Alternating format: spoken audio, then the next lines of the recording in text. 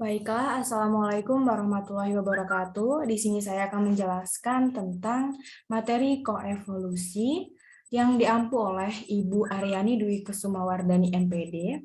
Di sini saya membuat video pembelajaran guna memenuhi tugas ujian akhir semester. Baiklah, yang pertama ini ada koevolusi. Dalam biologi, koevolusi ini adalah perubahan objek biologis yang dipicu oleh perubahan objek yang berkerabat. Koevolusi dapat berlangsung pada banyak tingkat biologis. Bisa jadi semikroskopis, mutasi-mutasi berkolerasi antara asam amino pada protein, atau semakroskopik sifat-sifat berkovariasi antara spesies-spesies berbeda dalam suatu lingkungan. Lalu, setiap pihak dalam hubungan koevolusi memberikan tekanan seleksi pada yang lain, sehingga saling mempengaruhi evolusi masing-masing. Koevolusi berbagai spesies mencakup evolusi dari suatu inang dengan parasitnya, koevolusi inang, parasit, dan contoh-contoh mutualisme yang berevolusi seiring berjalannya waktu. Yang selanjutnya ini evolusi sebagai respon terhadap faktor abiotik.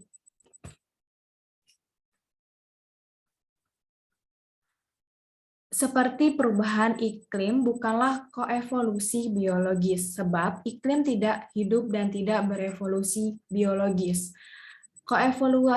Koevolusi antara pasangan-pasangan entitas ada seperti antara predator dan mangsa, inang dan simbion atau inang dan parasit. Namun, banyak kasus tidak sejelas ini. Suatu spesies mungkin berevolusi merespon sejumlah spesies lain, yang masing-masing juga berevolusi merespon suatu kelompok spesies. Situasi ini sering disebut dengan koevolusi difuse. Lalu yang selanjutnya, hanya sedikit bukti bahwa koevolusi menggerakkan perubahan skala besar dalam sejarah bumi, sebab tampaknya adalah faktor biotik seperti kepunahan massal dan ekspansi menuju ekospes yang berpengaruh dalam pergeseran jumlah anggota dari kelompok-kelompok utama. Namun ada bukti bahwa evolusi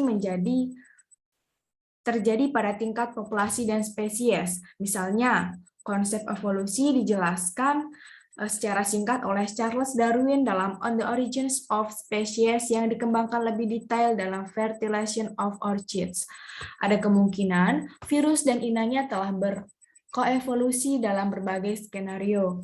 Koevolusi utamanya adalah konsep biologi, namun sudah diaplikasikan secara analogi dalam bidang seperti ilmu komputer dan astronomi.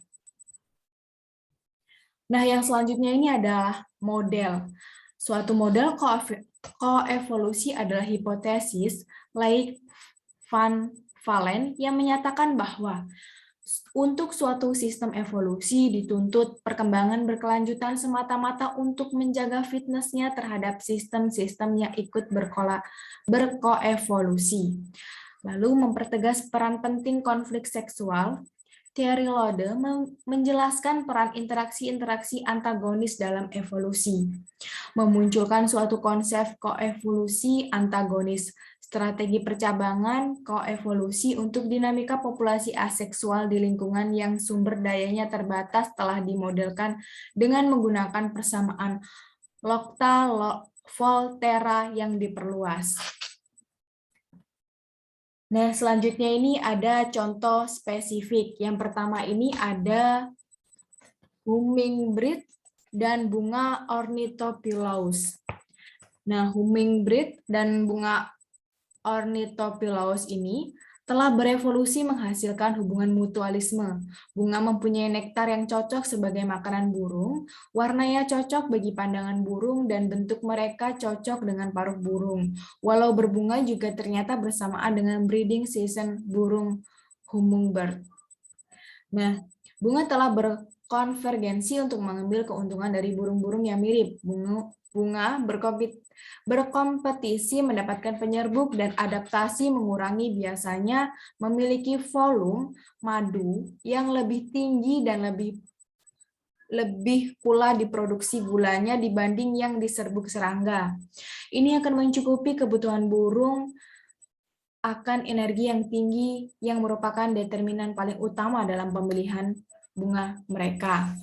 Nah, yang selanjutnya ini ada anggrek angraecoid dan ngengat Afrika.